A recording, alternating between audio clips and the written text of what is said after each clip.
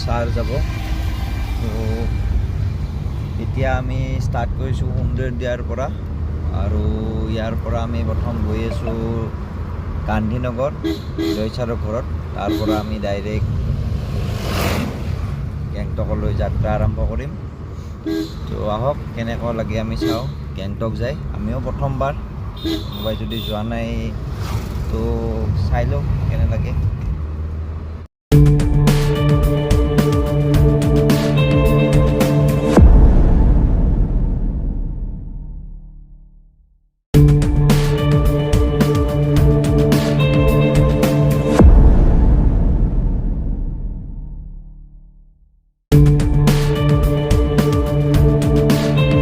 চাৰি ঘণ্টা গাড়ী চলোৱাৰ পিছত আমি এতিয়া আহি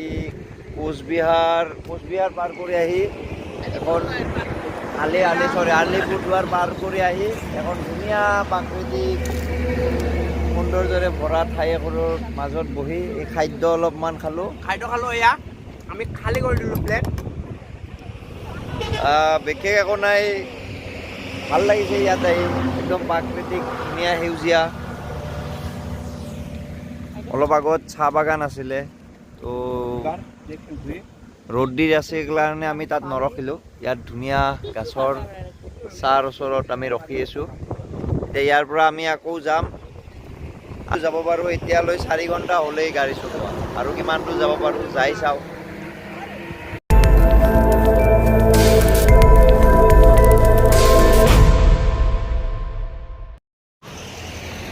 আমি 8 ঘণ্টা গাড়ী চলাই আহিলোঁ আহি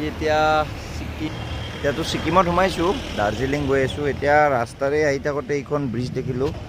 অৰুণাচল ব্ৰিজখন ধুনীয়া ভিউ হয় ইয়াৰ পৰা তো ইয়াতে অলপ গাড়ী ৰাখি ব্ৰিজখন চালোঁ ফটো উঠিলোঁ আৰু আহোঁতে দুপৰীয়া আহাৰ আমি আলিপুৰদুৱাৰ পাৰ কৰি খাই দিলোঁ এতিয়া আৰু টাইম ৱেষ্ট নকৰোঁ এতিয়া আমি গৈ থাকিম কাৰণ আমি যাই পাওঁ মানে ৰাতি হয়তো আপোনাৰ 10টামান বাজিব তো চাওঁ কিমান দূৰ আৰু যাব পাৰোঁ তো আজিলৈ গুড নাইট তো অহাকালি আমি যাম ইয়ংথাং আৰু 0 পইণ্টলৈ চাওঁ তাত গৈ কেনেকুৱা লাগে তো থেংক ইউ ফৰ ৱাচিং লগ পাম অহাকালি নতুন এখন ঠাইৰ লগত জয় আই অসম তো আজিলৈ গুড নাইট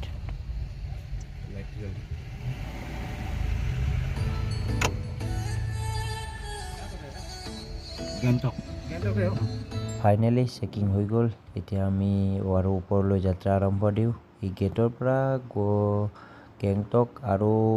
মোটামুটি 1 ঘণ্টামান লাগিব বুলি ক'লে চাওঁ কি হয় গৈ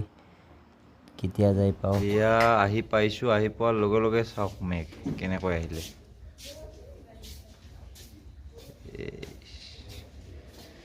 এই MG মাৰ্টৰ ওচৰতে আছিলোঁ অকস্মাত চালোঁ বাহিৰত ওলাই মেঘ আহিলে